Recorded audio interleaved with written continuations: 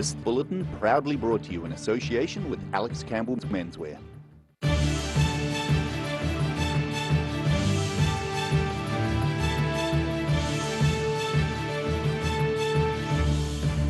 Tonight on the South Today, a multi-million-dollar road safety campaign comes under fire from the Automobile Association.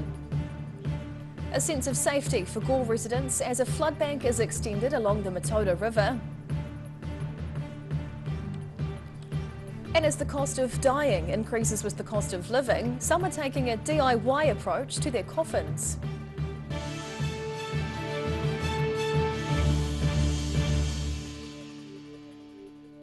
Kia ora, good evening, I'm Hannah Wilkins.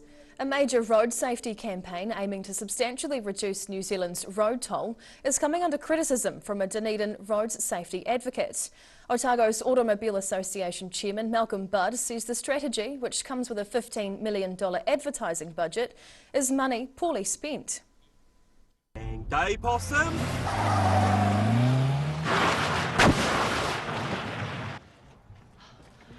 You alright?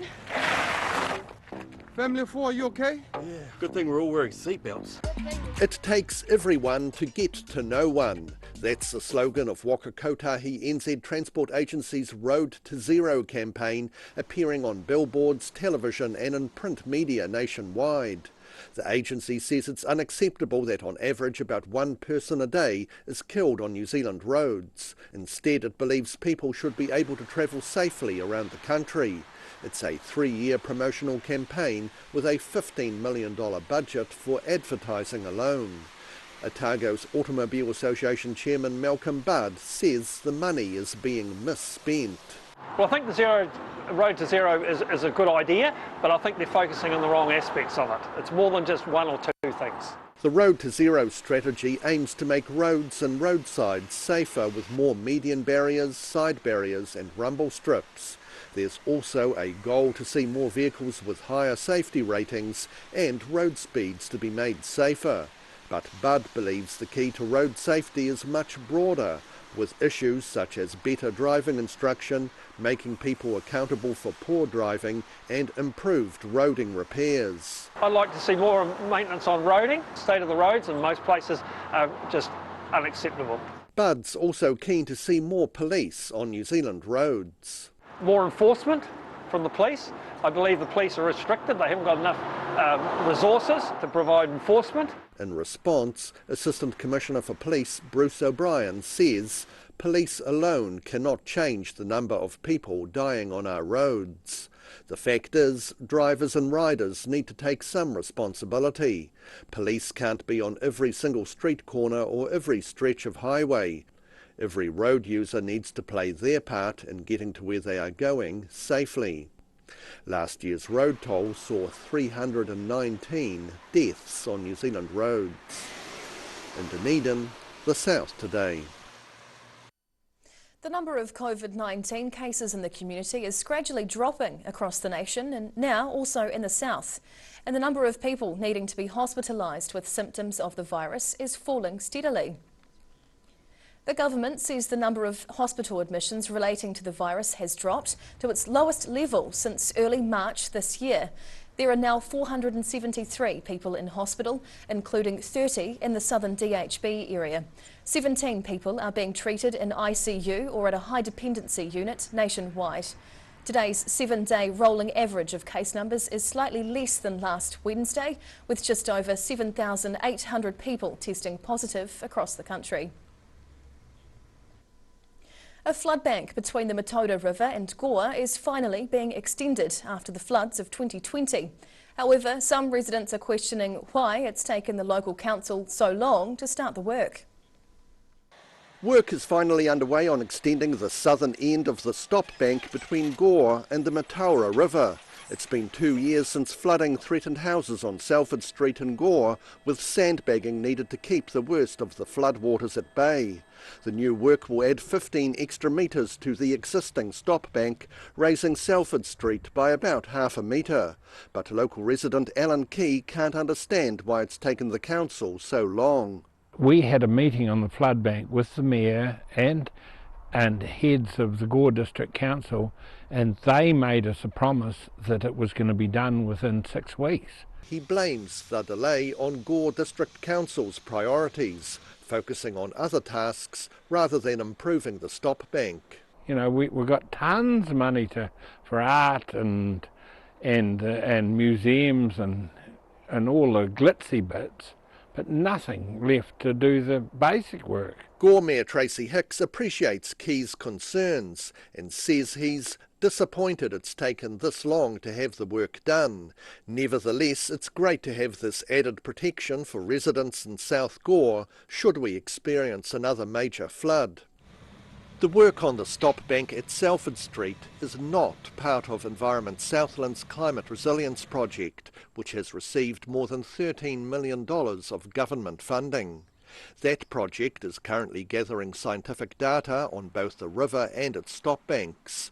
Once the analysis is complete, it will show what extra work needs to be given priority. In Gore, the South Today.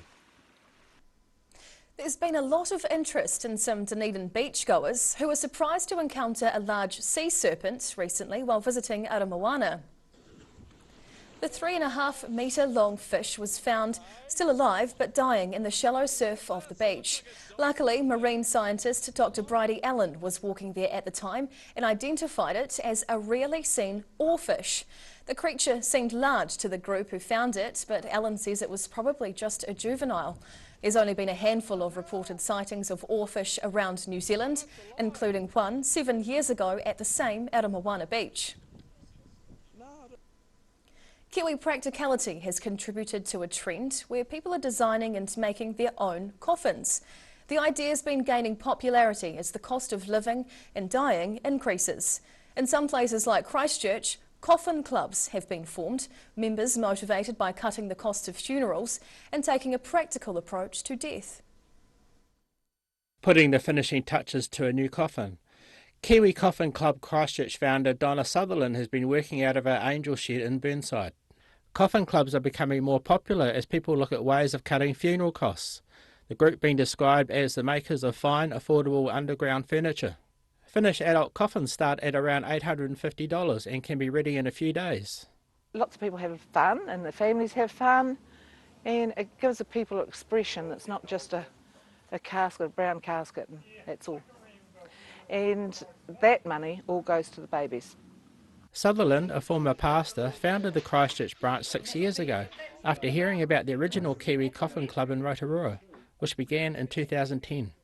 A recent short film on the Loaded Docks platform featured a group of the free-spirited seniors from the club rejoicing in life while facing the realities of death. So we started a club to make coffins of our own and save some cash and my house grow. That clip prompted inquiries from around the world from people curious about the concept. Sutherland says they give people the chance to build and decorate their own coffin in an effort to break down taboos around death and make difficult conversations easier. It's frightening to some people, and that's okay. Christchurch's Kiwi Coffin Club works alongside the Bishopdale Men's Shed, who make the boxes. Sutherland and other volunteers do the painting and dressing of the coffins and caskets. Proceeds raised from sales are used to fund baby caskets called angel boxes, which are provided free of charge to Christchurch Women's Hospital for stillbirths, miscarriages and cot deaths. In the past, the little baby ones, the babies that passed away unexpectedly just went into a cardboard box. They were a pretty little cardboard box, but they were still a cardboard box. She believes more and more people are coming face to face with their mortality, saying they're not so scared anymore. In Burnside, the South Today. Whai Yakane, still to come on the South Today. Southland is home to one of the oldest Presbyterian churches in the country and a major loss for the government in the High Court over its managed isolation system.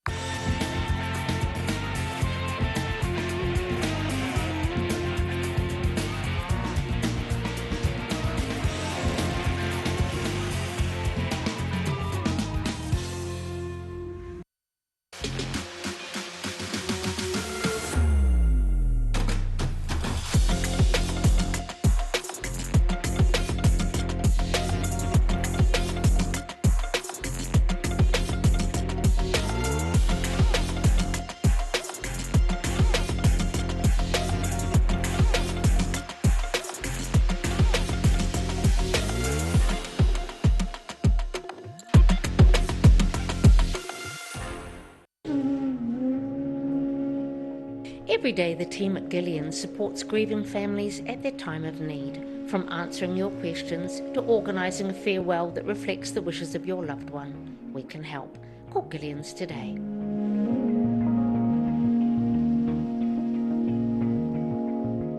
Johnny's gone bananas! My mate John's gone ape. John's made it easy to get the furniture you want today with 36 months interest-free. Johnny's gone bananas! And my mate John. Hi, we're a Concern Otago. Age Concern Otago hosts a multitude of social activities, including little walks.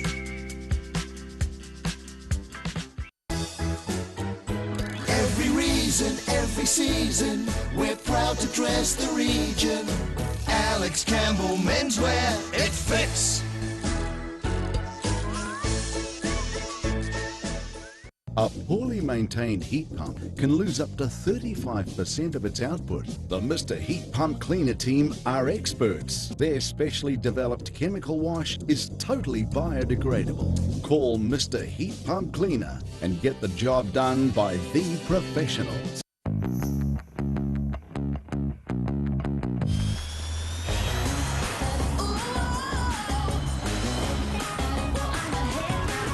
Spark your joy with Jazz, the next generation from Honda. If you're at risk of developing melanoma skin cancer, you owe it to yourself to have a mole map. Mole map is coming to your area. Phone today to make an appointment. It could save your life.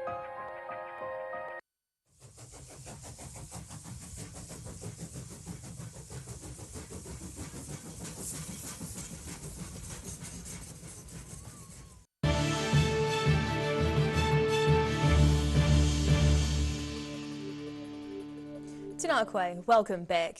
An historic church in Gore has just celebrated its 140th birthday. The brick St Andrew's building is one of the oldest Presbyterian churches in New Zealand. A cake to celebrate 140 years of St Andrew's Presbyterian Church in Gore. About 100 people joined the party at the historic church, which first opened its doors in 1881. Some visitors travelled a long distance for the special occasion, including former Minister Karima Whaiai. It wasn't a hard decision for us to make, to come down all the way from Auckland. Not just my wife and I, but our whole family here. The Right Reverend Hamish Galloway says the Gore Church is one of many that were built around the south in the decades following the settlement of Dunedin by Reverend Thomas Burns and his followers. In the 1850s, there were ministers from that Dunedin church settlement who travelled south into all the little settlements that were starting, and so Gore here started, I think, in 1855. Reverend Galloway believes it's important for the church to look forward as well as appreciate its past. Not just thinking about the past, but visioning creatively for what the future could look like. For beautiful churches like this, which are a significant and substantial resource for towns like Gore. The robust brick building is one of the oldest Presbyterian churches in New Zealand. In Gore, the South today. A High Court judge has ruled the government's MIQ program was a lottery when a better system was available. Action group Grounded Kiwi has won its High Court challenge to the fairness of the managed isolation and quarantine system. The group represented people both here in New Zealand and overseas who were affected by the country's MIQ setup. They asked the High Court to review whether the mandatory isolation rules in place between September and December last year breached the Bill of Rights. Justice Jill Mellon ruled the government's MIQ system didn't take enough account of personal circumstances for individuals to be given priority, describing the process to reserve a spot as a lottery. A 94-year-old war veteran says he does not regret his 3 years fighting in the Korean War. Wati G was teaching near Motueka when North Korea invaded the South in the 50s and felt a duty to volunteer. It was a war that began in 1950 when North Korea invaded South Korea with the backing of China. At the time, the United Nations condemned the invasion and called for countries to send troops to help South Korea. School teacher Wati G decided it was the right thing for him to do. I felt it was the first call that the United Nations had to do what it was meant to do. And I knew that the League of Nations had been set up after World War I with the object of preventing wars. Well, the League of Nations had no clout, as our history teacher taught us, and I was determined that it should have some clout now, that the United Nations had to be a success. That's what prompted me to go. He was teaching at a small school near Motueka when he signed up. The 94-year-old volunteered to fight in the war in 1950, returning home in 1953. But G doesn't really feel like it was mission accomplished. We didn't get peace. We achieved a ceasefire, and it's still a ceasefire between North and South Korea. So they stopped shooting, and that was the result. On the way, the convoy was attacked by guerrillas, and 2 New Zealanders died. G was a member of the party that went to retrieve their bodies, which he describes as a mess and a terrible introduction to Korea. His career as a teacher wasn't penalised by his time away with the army, with those years counting as teaching time. In Gore, the South Today. 3 top Central Otago chefs left their restaurant kitchens recently to return to the classroom. The trio gave pupils at Queenstown Primary School a special treat, a tasty lesson in healthy eating. Learning from the professionals. Queenstown Primary School had a few special guests recently, as 3 professional executive chefs paid a visit to teach them about cooking and healthier eating. The event was part of the school's outdoor education program and aimed to improve pupils' understanding of healthier cooking and nourishment. Executive chef of the Queenstown Hilton Resort, Frederick Monnier, says he wants to help educate children about the art of cooking. It's very important at their young age for them to really understand what cooking is about, and not just, only open packets and just straight into a pot. Pupils learned a range of cooking techniques and skills across the day, including how to boil water, handling knives, and doing dishes when cleaning up. For many, it was their first time learning these skills, and it's hoped the children will use those lessons in the future.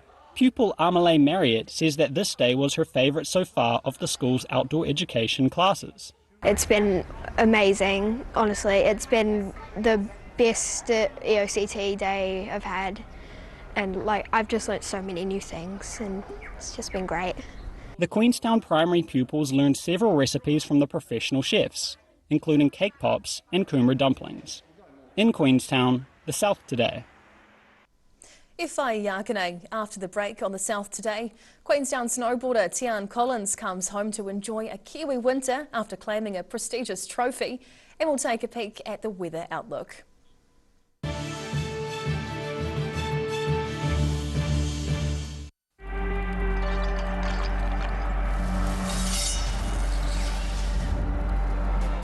Drop when you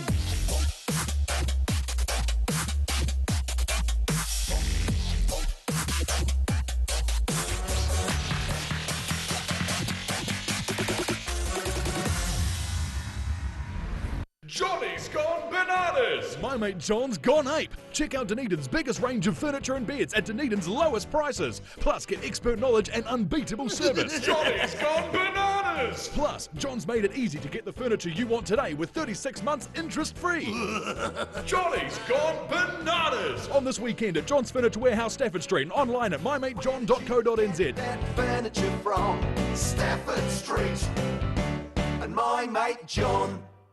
Living Well Disability Resource Centre, a not-for-profit charitable organisation and your one-stop shop for information and resources to help you retain independence. We offer a wide range of assistive products from jar openers to mobility scooters and provide assessments for Total Mobility, the half-price taxi scheme. Come and see the friendly team. You'll find us on the corner of George and Bath Streets, ground floor of Burns House.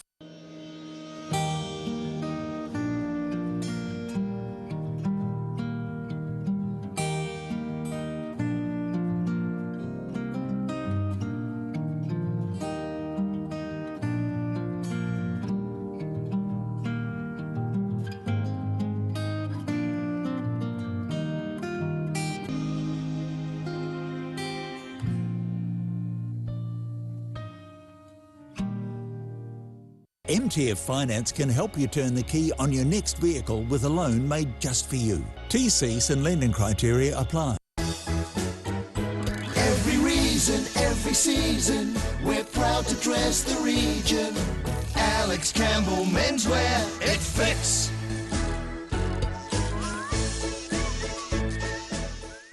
Hi, my name's Matt and I'm the Dines Group CEO. Dines is a company that's focused on selling logistics solutions to its customers. We're passionate about selling efficiency and we've been selling efficiency for over 50 years now.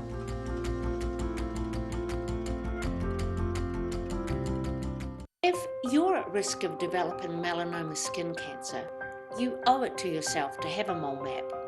Mole map is coming to your area. Phone today to make an appointment. It could save your life.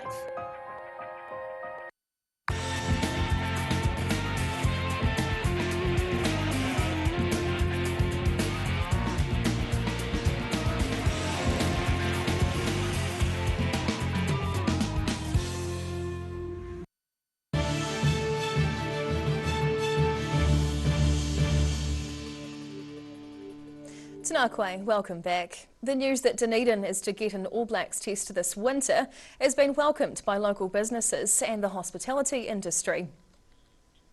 The All Blacks are scheduled to play a test match against Ireland at Forsyth Bar Stadium on Saturday, July the 9th. Dunedin's the only city in the South Island to be given a game as part of the 2022 Steinlager series. The test match is expected to be a sellout and will be the first time the All Blacks and Ireland have met in Dunedin in 20 years. The match could provide an $8 million boost for the city's accommodation, hospitality, tourism and retail businesses and coincides with Dunedin's midwinter carnival. Queenstown athlete Tian Collins made history last month as the first Kiwi snowboarder to win the prestigious FIS Snowboard Crystal Globe. The 22-year-old has just returned home after adding to his success by winning the Slopestyle World Cup in the Czech Republic. Making his mark on the international snow circuit, 22-year-old Queenstown athlete Tian Collins made history in late March as the first Kiwi snowboarder to win the FIS Snowboard Crystal Globe.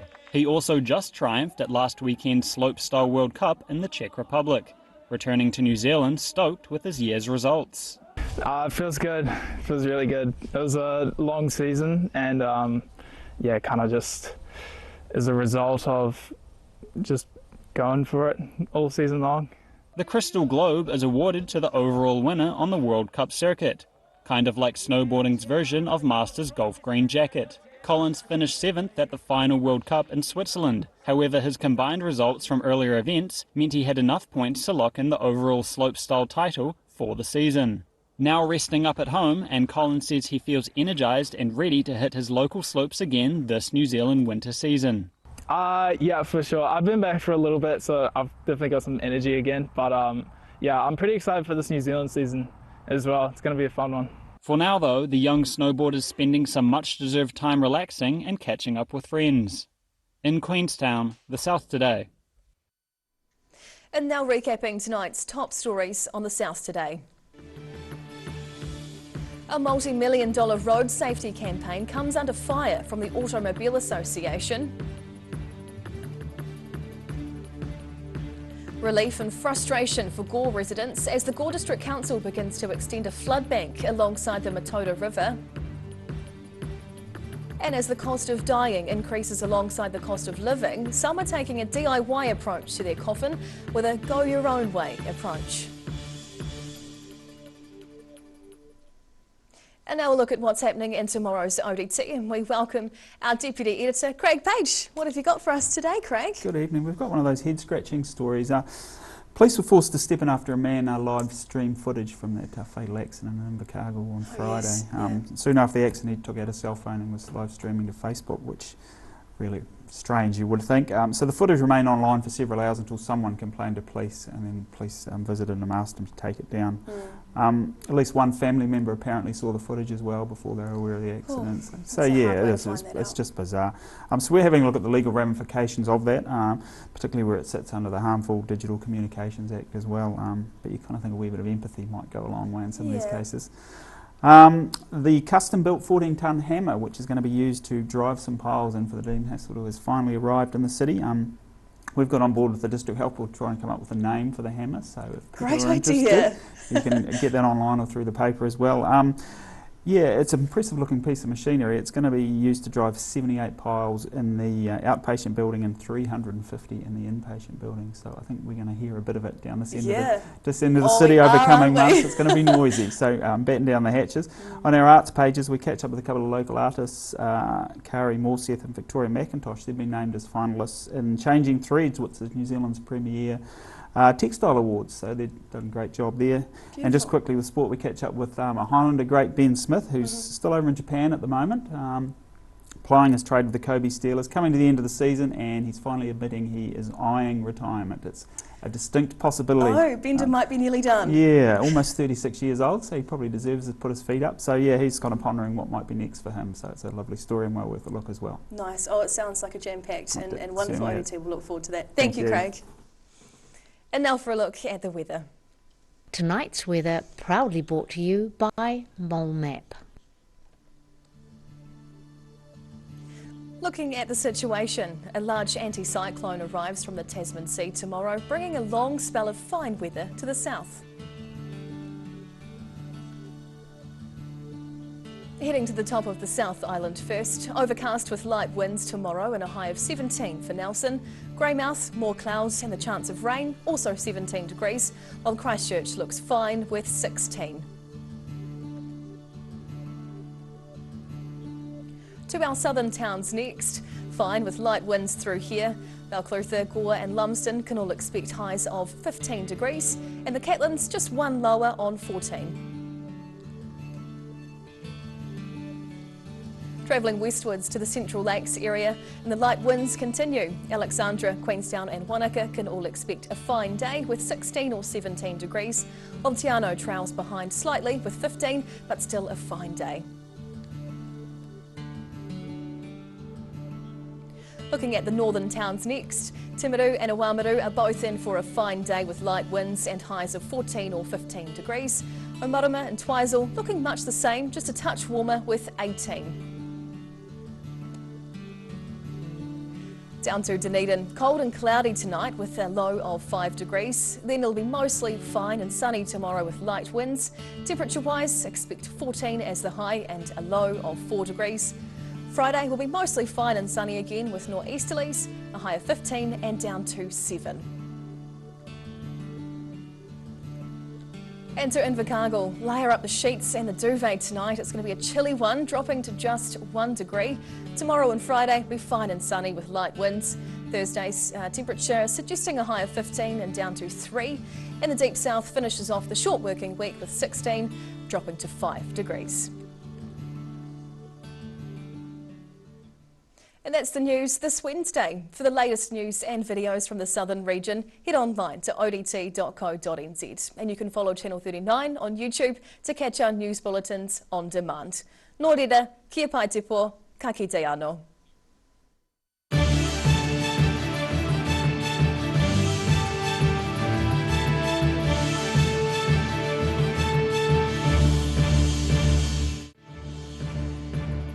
This bulletin proudly brought to you in association with Alex Campbell's Menswear. Public interest journalism funded through New Zealand On Air.